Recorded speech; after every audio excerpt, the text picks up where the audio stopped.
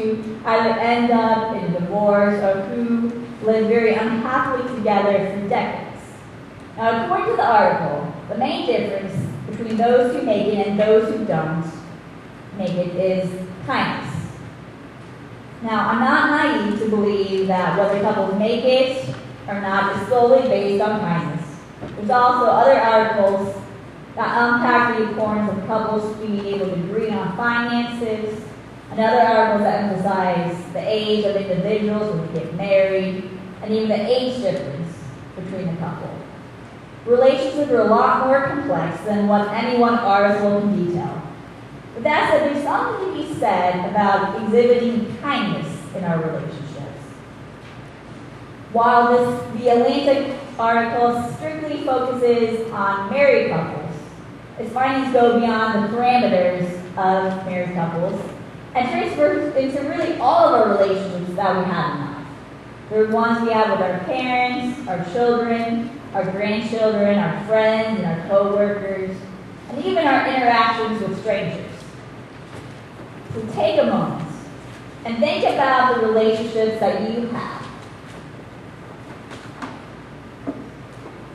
And ask yourself this question: how is kindness evident in those relationships?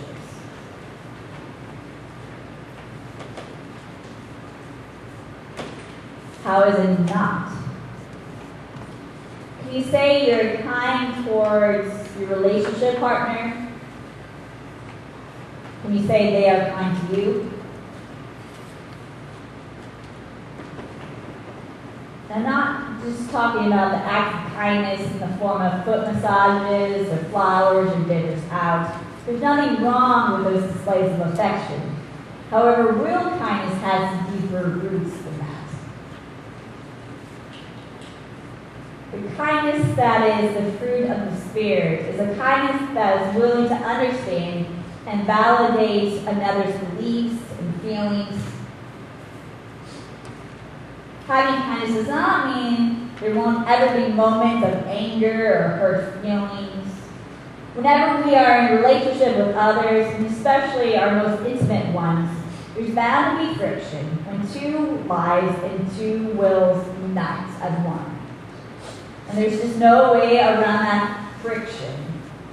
But when in the midst of disagreements, we have two choices to make.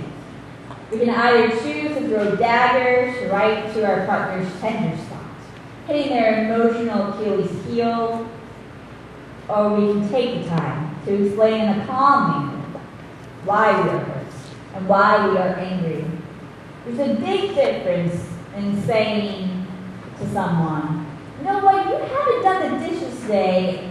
What have you been doing all day? Compared to saying, you know what, I know you've been busy, but I really appreciate it if you took care of the dishes in the next hour or so.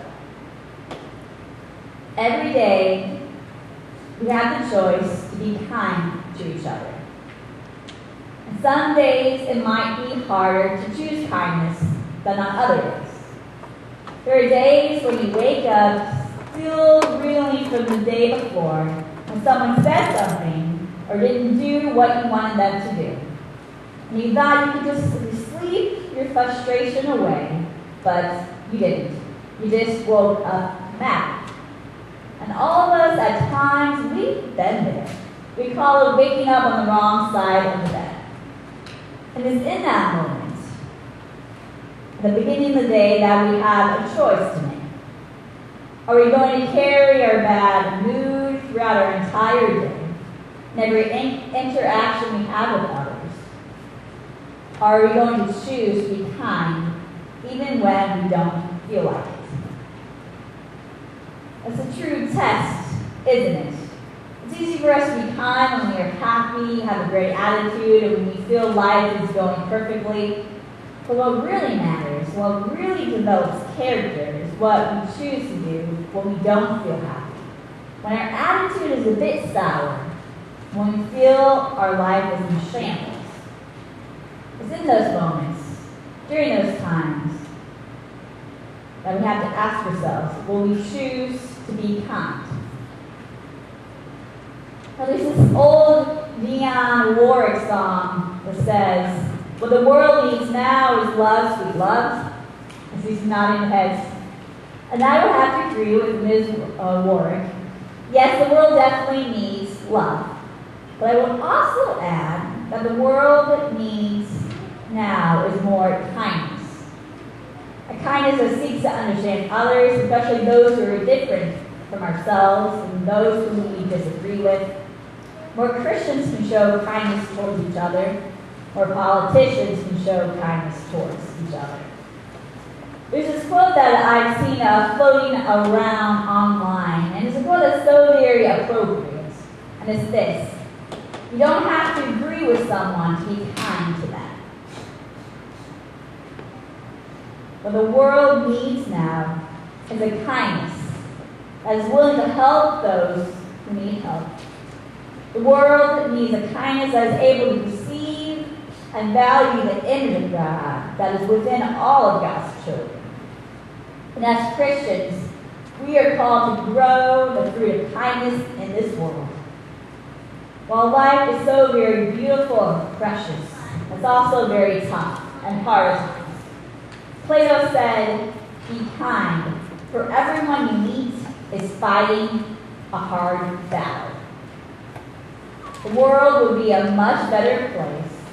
The world would be more a reflection of the kingdom of God if we realize that each one of us has struggles and battles, and that the proper way to relate to others, to each other, is with kindness. And the whole church said,